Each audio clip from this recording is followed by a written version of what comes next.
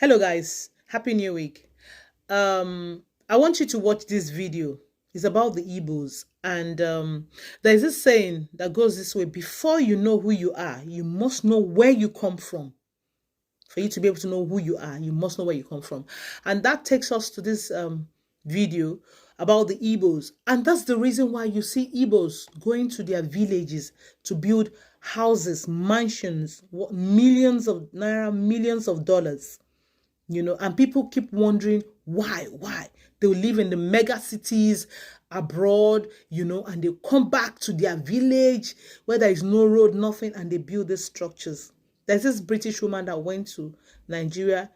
She's in Enugu, a British white woman, and she went to do some research about the Igbos. I want you to watch this video, and please share this video and leave your comments. Thank you. In the world, if you go to the North Pole, you see an Igbo man there. Yes, if you go to Russia, go to Greece, even with the war going on with Ukraine, Igbos are still there. They mix up with people easily. Yes. And they are very hardworking and industrious. Yes. But everybody will notice that there is attachment to that his place of birth. He doesn't forget his place of birth. So people are now saying, why is the Igbo man so attached to his place of birth? Because even if you take an Igbo man now, make him the president of America, with all the luxuries and everything attached to it, one day he will leave everything and come back home. So people are now saying, why that attachment to his place of birth? They say it's not unconnected with some ritual practice they do at the time of birth. At the birth of each Igbo child, you know the umbilical cord. So the umbilical cord, of course, medically they say it's the channel through which the mother feeds the unborn child. But among the Igbos, yes, that's true. But Igbos believe that, this is the physical world we are seeing. Yes. There's still another spiritual world with the ancestors. Yes. So that umbilical cord is the connection between the two. So after the birth of each Igbo child, they cut off the umbilical cord.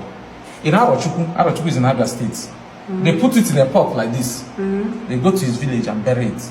In Enugu State, Anambra State, they bury it under coconut tree or under palm tree. So they believe that that child, as a grown man, anywhere in the world he goes to, he will always try to come back to his place of birth. Wow. Then that's the Igbo shrine. Many of us grew up as Christians, and the rule is that you should not go near the shrine. In my village, if you are seen near the shrine, they was communicating from the church. They will stop you from taking communion. So most of us grew up not getting close to the shrine. So, but unfortunately for me, in my fortunately, in my final year at the university, I picked a topic, University of Nigeria and Soka.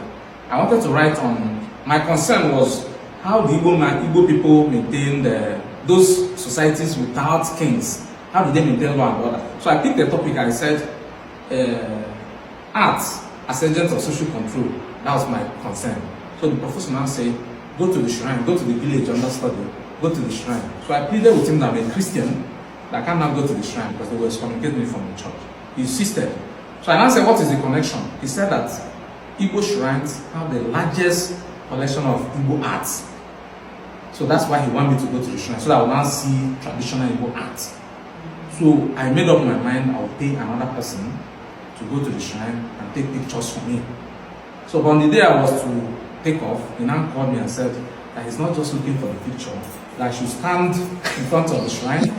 Then I should also snap with the dibia. Dibia is like a diviner who takes care of the shrine. The diviner is also like a curator, modern day curator, because they take care of the objects, preserve them. So that to stand in front of the shrine and take picture with the diviner. So that was, I noticed I got cornered. So that was the first time I saw shrine at close range. And what I saw that day was similar to what we are looking at today. So, but I now asked the old man, these objects people are keeping here, of what relevance are they? So he quietly explained to me, he said I should point at a particular object. Then he will now explain the object to me. So that day, in that particular shrine, I saw a skull. But I noticed it wasn't a human skull. I asked him about the skull. He now told me the story of a man who died like many years ago. That he was killed by a lion. And that when the man died, they didn't just, they had to search for that lion that killed the man. Eventually the hunters were able to kill the lion. So, but they didn't just eat the meat, they preserved the skull and kept it in their shrine. So he now showed me the skin, because they skinned that lion I kept it in their shrine. And I said, okay, why did you not preserve it? They said, if they hadn't preserved that scroll, I wouldn't have known of an event that happened many, many years before I was born. So it now crossed my mind, perhaps because they didn't develop the regular style of writing or recording history. So what they now do is that they get something that will now remind them of that particular event. So they preserve it in their shrine. And in Igbo society, every Igbo male child, they have what they call the age grade system. They also have what they initiate their boys into the masquerade society. And during this period, they now tell you the history. In front of you. The father was carrying masquerade. So they will now tell you the history of that community. They will now touch each object and now tell you the story behind those objects. But unfortunately for us, when the missionaries came, they didn't understand the difference between historical objects and religious objects. They classified all of them as objects of idolatry. So I now asked the old man, I told the old man, that's a very interesting thing, but why did you keep it inside the shrine? You could have kept it somewhere else. He said that in traditional society, the shrine is the only place where you can keep something and it will remain safe.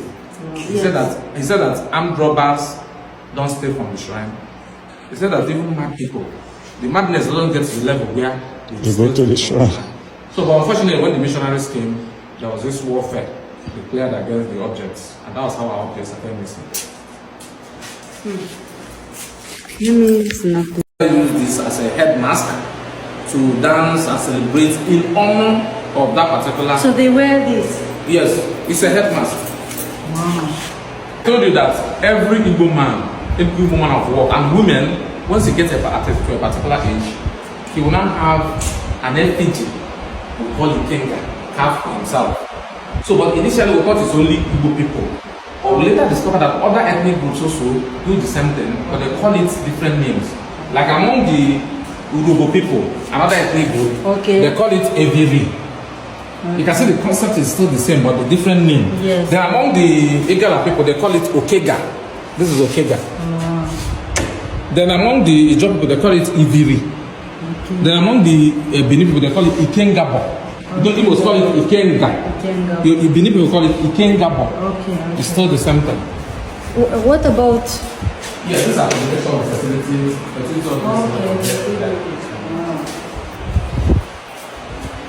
Then this is the Ekwe masquerade. Ekwe masquerade is associated with the Ekwe cult. The Ekwe masquerade is responsible for social control. It acts as agent of social control to keep order in the society. Oh, wow. Then this is the Oboni figure. Onile, owner of the land, that's what they call it. Oh. So when they use this before when? It's have you heard of Oboni before? It's a called secret society. Secret society among Yorubas. Though it started spreading to different parts of even in the US now you now have Oboni society.